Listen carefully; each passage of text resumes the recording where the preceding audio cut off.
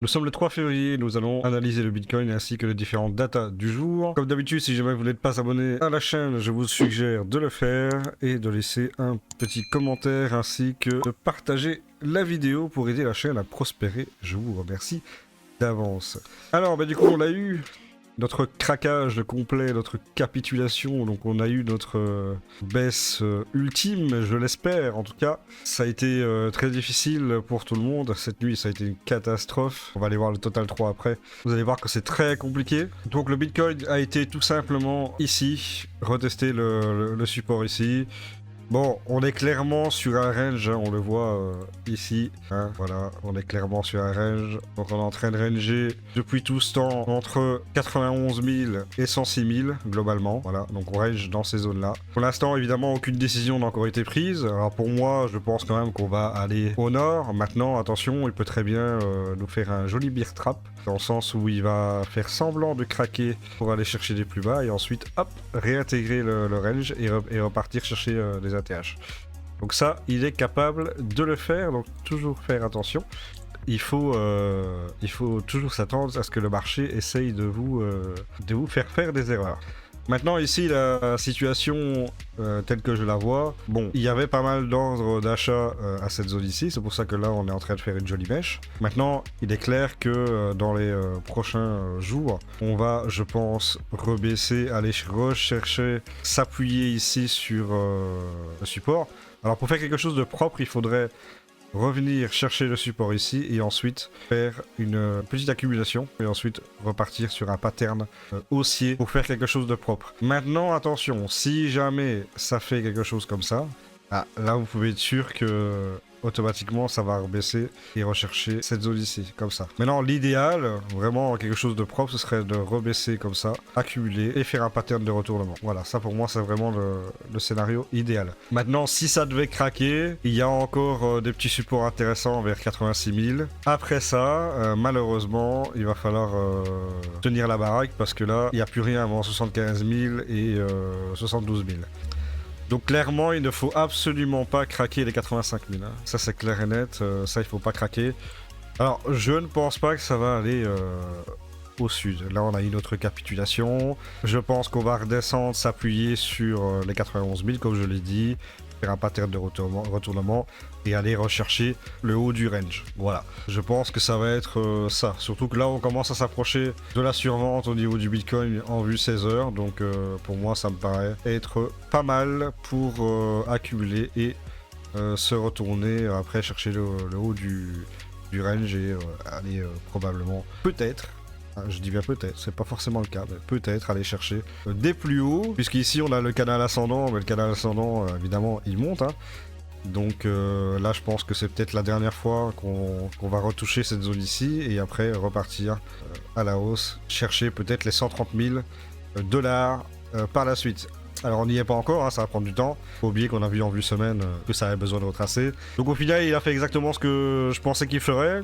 En plus on avait vu dans l'order book tous les ordres de limite d'achat qui avaient été placés vers 91 000, 90 000, ben voilà, clairement il a été les chercher. Je me doutais qu'il les avait pas mis là pour rien, donc d'une certaine manière je ne suis pas surpris de voir cela. Au niveau de la Bitcoin dominance, du coup, on a complètement explosé à la hausse. Hein. On est parti chercher les 64,28%.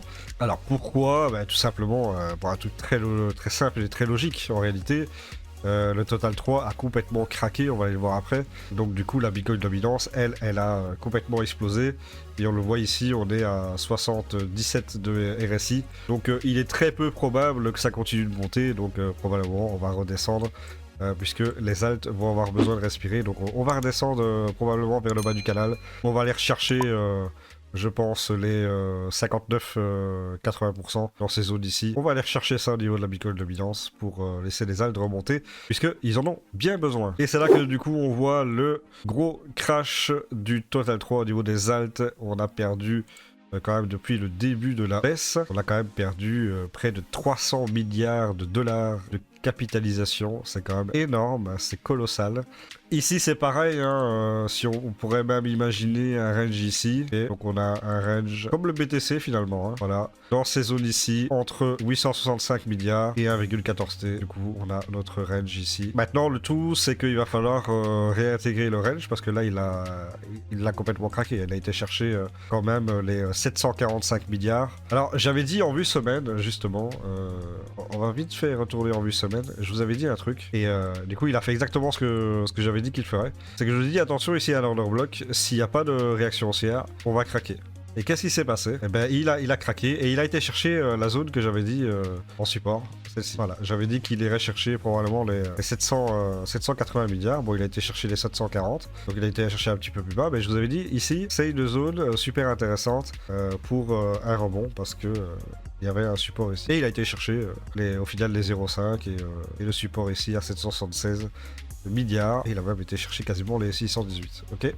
Maintenant ici, il y a un truc intéressant avec le Total 3, c'est que là on pourrait faire peut-être un double bottom. Regardez, ici, donc on a notre range ici, hein, ok. Et là on a un double bottom, peut-être en construction. Maintenant ça me dérange quand même que, voilà ça, j'espère quand même qu'on va pas aller leur chercher, mais c'est possible qu'on aille chercher le bas du canal encore une fois et repartir après par la hausse avec un pattern de retournement. Mais s'ils réintègrent le range ici et qu'ils clôturent cette zone-là, ma foi, pourquoi pas faire un double bottom pour peut-être commencer la semaine prochaine ou dans 2-3 semaines, le temps qu'il fasse quelques petites bougies.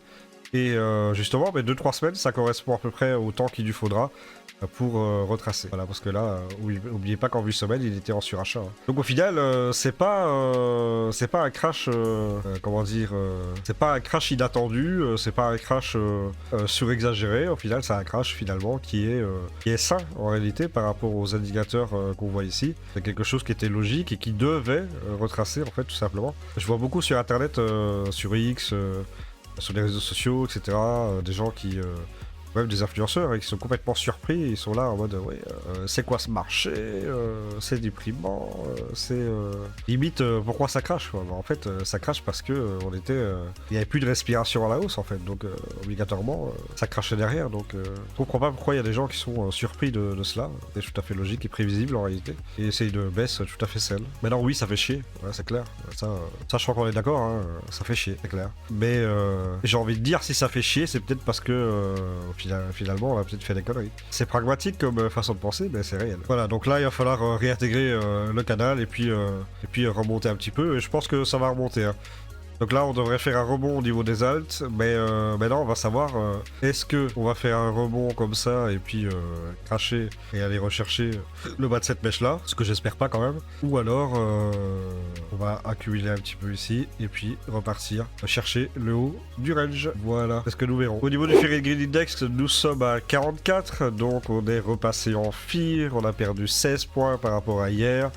Et c'est tout à fait logique puisqu'on a eu la capitalisation et je vous ai dit que si ça continuait de baisser comme ça, on repasserait en FIR où on est bien passé dans la peur. C'est tout à fait normal et c'est très bien même puisque c'est dans ces zones et en extrême peur qu'on peut commencer tranquillement à acheter comme des bourrins. Au niveau de l'order book, on voit ici qu'on a été chercher une partie des ordres limites d'achat. Donc ici il y avait 273 BTC, on les a pris et on a pris les 411 BTC ici, donc c'est pour ça qu'on a eu une réaction haussière ici et qu'on a des mèches comme celle-là. Okay. On voit qu'ici les ordres limites qui ont été placés en dessous ont disparu. Là on les voit ici, ils ont disparu, donc c'est quand même plutôt positif. Ça signifie que les gens qui ont mis les ordres limites à 90 000 pensent que ça ne descendra pas plus que ça, donc c'est plutôt pas mal. Bon, on a quand même 302 à 90 000, mais globalement, les gros à plus de 400 ont disparu. Et à 327 à 88 500. Mais il n'y a plus grand chose à ce niveau-là. Par contre, on voit que les ordres limites de vente ont été placés à 97 860, donc 232 BTC. Et au niveau du Nord, on a 318 BTC à 114 000. Donc pour l'instant, les gens attendent de voir un petit peu.